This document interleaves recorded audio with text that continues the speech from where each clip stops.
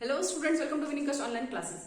आज हम लोग जर्नल एंट्री की सीरीज का सेकंड पार्ट करेंगे। जिन बच्चों ने इससे पहले की सीरीज नहीं देखा है, प्लीज आप लोग उसको सीरीज एक सीक्वेंस में देखिए ताकि आप लोग को अच्छे से समझ में आ जाए।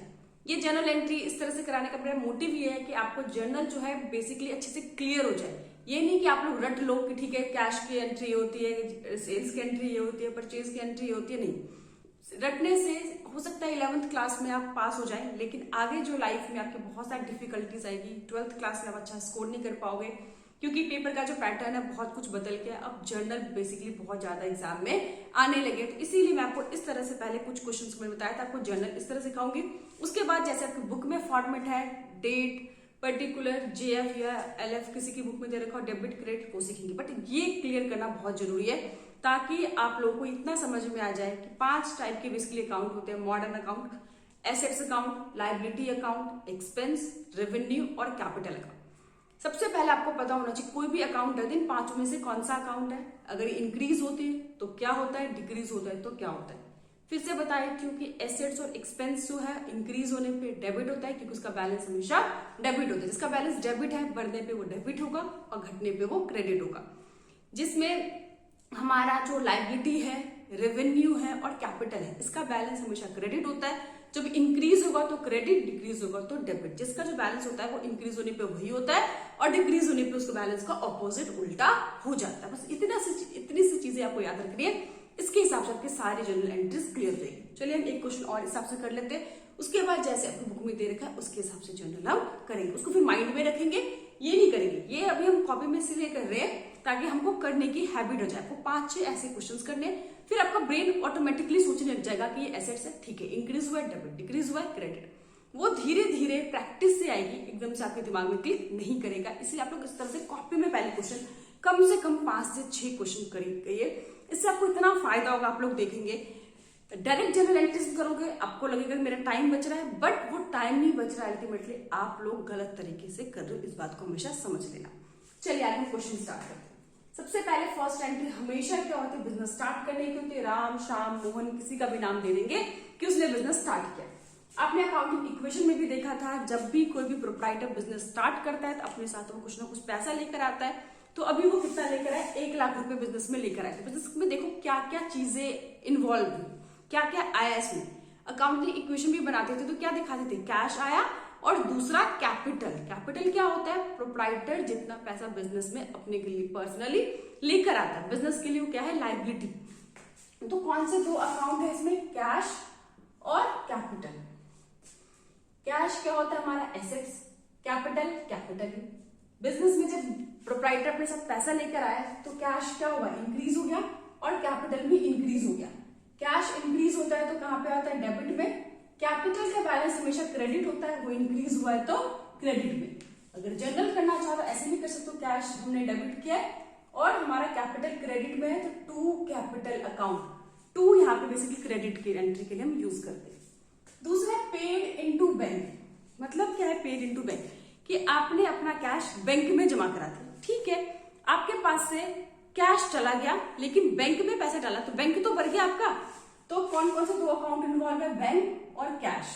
बैंक भी आपकी एसेट्स है, कैश भी आपकी एसेट्स है। बैंक आपका बढ़ गया और कैश आपका घट गया। कैश आपके पास से चला गया और पैसा बैंक में चला गया। तो अब कैश हमारे पास से घट गया और बैंक हमारा बढ़ गया। बैंक बढ़ गया तो डेबिट और कैश घट गया तो क्रेडिट, क्योंकि दोनों ही एसेट्स है। एसेट्स इंक्रीज होने पे डेबिट और डिक्रीज होने पे क्रेडिट। अगर जनरल करेंगे तो bank account debit to cash account, क्योंकि हमारा बैंक इंक्रीज हुआ है, इंक्रीज होता है एसेट्स डेबिट, कैश भी हमारे एसेट्स है बट वो डिक्रीज हुआ तो 2 यानी कि क्रेडिट। क्रेडिट में क्रेडिट नहीं लिखते, 2 का मतलब ही है वो क्रेडिट होगा। नेक्स्ट हमने गुड्स खरीदा 50,000 रुपए का कैश में। ध्यान रखना, गुड्स हम 2 ही तरीके से खरीद सकते हैं, या तो कैश में खरीदते या क्रेडिट में खरीदते। अभी हमने क्या खरीदा है, कैश में गुड्स खरीदा। मैंने बताया था गुड्स के लिए हम परचेज वर्ड यूज करते हैं। गुड्स के अलावा कोई और भी एसेट्स खरीदते हैं जैसे land, building, plant, machinery, furniture, तो उस एसेट्स का नाम आता है। अभी हमने क्या खरीदा, परचेज और कैश, 2 अकाउंट है। परचेज क्या होता है हमारा एक्सपेंस, कैश हमारा एसेट्स। परचेज किया हमने तो हमारा एक्सपेंस बढ़ गया और हमने उसके बदले क्या दिया, कैश दिया। तो कैश हमारी एसेट्स है, एसेट्स हमारा डिक्रीज हो गया। एक्सपेंस बढ़ता है, डेबिट, एसेट डिक्रीज हुआ, credit. Account debit to cash account. अब हमने विड्रॉ किया है बैंक से पैसा ऑफिस यूज के लिए। बिल्कुल ऑपोजिट, जब हम बैंक में पैसा डाल रहे थे हमारा क्या बढ़ गया था, बैंक बढ़ गया था और कैश घट गया था। अब हमने पैसा बैंक से विड्रॉ कर लिया, विड्रॉ कर लिया तो क्या आ गया आपके पास, कैश आ गया और बैंक आपका घट गया। तो सिंपल, तो इसमें कौन से दो अकाउंट इन्वॉल्व है, कैश और बैंक। कैश भी हमारे एसेट्स है, बैंक भी हमारी एसेट्स है। अब यहाँ पे कैश क्या हो गया, बढ़ गया क्योंकि बैंक से पैसा हमने निकाल लिया, तो कैश हमारी बढ़ गई और बैंक क्या हो गया, घट गया। एसेट्स इंक्रीज होता है, डेबिट डिक्रीज हो गया, क्रेडिट। तो कैश यहाँ पे इंक्रीज हुआ है, डेबिट, बैंक यहाँ पे डिक्रीज हुआ है, क्रेडिट। नेक्स्ट है गुड्स सोल्ड टू कृष्णा।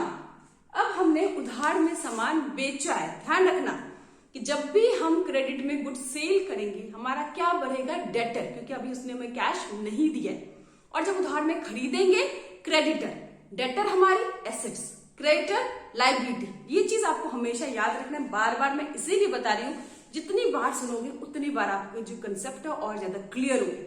अभी आप लोग बिल्कुल नए बच्चे हो, बहुत सारे वर्ड्स आपके लिए नए हैं, बहुत सारी चीजें आपके लिए नए हैं, तो जितने बार बार आप प्रैक्टिस करोगे, सुनोगे चीजों को, उतना ज्यादा आपके कंसेप्ट क्लियर होंगे। तो अभी यहाँ पे गुड्स को सेल किया गया, हमने कृष्णा को बेचा है। तो कौन से दो अकाउंट इन्वॉल्व है, कृष्णा और कैश। कृष्णा कौन है, हमारा डेटर, डेटर हमारा क्या होता है, एसेट्स, एसेट्स यहाँ पे इंक्रीज हो गया। सेल हमारा क्या होता है, रेवेन्यू, रेवेन्यू भी इंक्रीज हुआ है। एसेट्स इंक्रीज हुआ तो डेबिट पे और रेवेन्यू इंक्रीज हुआ है तो क्रेडिट पे। तो जनरल क्या होता है, कृष्णा को डेबिट करते हैं टू सेल्स अकाउंट। अब हमने उधार में सामान श्याम से खरीदा है। अगर हम सामान उधार में खरीदते हैं, मैंने अभी बताया आपको, हमारा क्या बनता है, क्रेडिटर। तो कौन से दो अकाउंट इन्वॉल्व है, परचेज और श्याम। श्याम क्या है, हमारा क्रेडिटर। तो परचेज हमारा क्या है, एक्सपेंस, श्याम क्या है, हमारा क्रेडिटर यानी कि लाइबिलिटी। एक्सपेंस हमारा इंक्रीज हो गया, उधार में सामान खरीद रहे तो लाइबिलिटी भी बढ़ गई, तो एक्सपेंस इंक्रीज हुआ डेबिट साइड, लाइबिलिटी इंक्रीज हुई क्रेडिट साइड। ये आपको बेसिकली ध्यान रखना है। तो जनरल क्या हुआ, purchase account debit to Shyam. Paid rent, paid salary, मैंने बताया था कुछ भी पे करोगे, रेंट, वेजेस, सैलरी, कमीशन, तो क्या होगा, आपके पास से पैसा जाएगा और वो आपके लिए क्या होता है, एक्सपेंस, खर्चा। तो क्या है, रेंट अकाउंट और कैश अकाउंट, दो अकाउंट इन्वॉल्व है। रेंट हमारा एक्सपेंस है, इंक्रीज हो गया। कैश हमने पे किया, कैश हमारी एसेट्स है, डिक्रीज हो गया, क्योंकि जब भी आप किसी को पे करोगे तो पैसा आपके पास जाएगा, पैसा जाएगा तो डिक्रीज होगा। तो एक्सपेंस बढ़ गया तो डेबिट, एसेट्स घट गया तो क्रेडिट। उसी तरह से सैलरी पे किया आपने तो सैलरी और कैश दो अकाउंट इन्वॉल्व है। सैलरी आपका एक्सपेंस है, कैश आपकी एसेट्स है। एक्सपेंस बढ़ गया तो डेबिट, एसेट्स घट गया तो credit. Last entry paid cash to Shyam. ध्यान से देखो, ऊपर हमने श्याम से 20,000 का सामान खरीदा था, अब हमने श्याम को 10,000 पे कर दिया। क्रेडिटर था हमारा, हमने 20,000 रुपए का सामान उधार में उसे खरीदा था, क्रेडिट में खरीदा था, अब उसको हम 10,000 दे रहे हैं। जब भी आप अपने क्रेडिटर को पे करोगे तो आपका क्रेडिटर क्या होगा, डिक्रीज हो जाएगा, घट जाएगा, यानी कि लाइबिलिटी क्या हो जाएगी, कम हो जाएगी। तो यहाँ पे कौन से दो अकाउंट इन्वॉल्व है, श्याम, श्याम आपका क्रेडिटर है और दूसरा कैश अकाउंट। श्याम क्रेडिटर है, लाइबिलिटी, कैश आपका एसेट्स है, लाइबिलिटी भी डिक्रीज हुई क्योंकि पहले 20,000 रुपए क्रेडिटर था, हमने 10,000 रुपए दे दे तो 10,000 रुपए देने होंगे ना, लाइबिलिटी डिक्रीज। और आपने उसको कैश में पे किया है तो क्या होगा, कैश भी आपका डिक्रीज हो गया। लाइबिलिटी डिक्रीज होती है तो डेबिट साइड पे और एसेट डिक्रीज होते तो क्रेडिट साइड पे। तो इस हिसाब से देखा आपने कि सारी जर्नल एंट्रीज आपकी बहुत इजीली अच्छे से हो गई है। इस तरह से क्वेश्चन को करेंगे तो आपको कभी भी प्रॉब्लम नहीं होगी कि क्यों डेबिट करें, क्यों क्रेडिट कर रहे हैं, सारे कंसेप्ट बहुत इजीली और अच्छे से क्लियर हो जाएंगे। तो एटलीस्ट आप लोगों को 5 से 6 क्वेश्चन इस तरह से करना है, उसके बाद आप लोग प्रॉपर जर्नल के फॉर्म में क्वेश्चन को करेंगे। बहुत से बच्चों को लग रहा होगा कि अननेसेसरी हम टाइम वेस्ट करें, कुछ बच्चों को लगता है, लेकिन यकीन मानिए कि बहुत ही आसान और सटीक मेथड है जिससे कभी भी आपकी जनरल एंट्री गलत होने की गुंजाइश बिल्कुल भी नहीं होगी। बाकी कोई भी दिक्कत हो, प्रॉब्लम हो, किसी तरह की, आप लोग मुझे कमेंट कर सकते हैं। Thank you.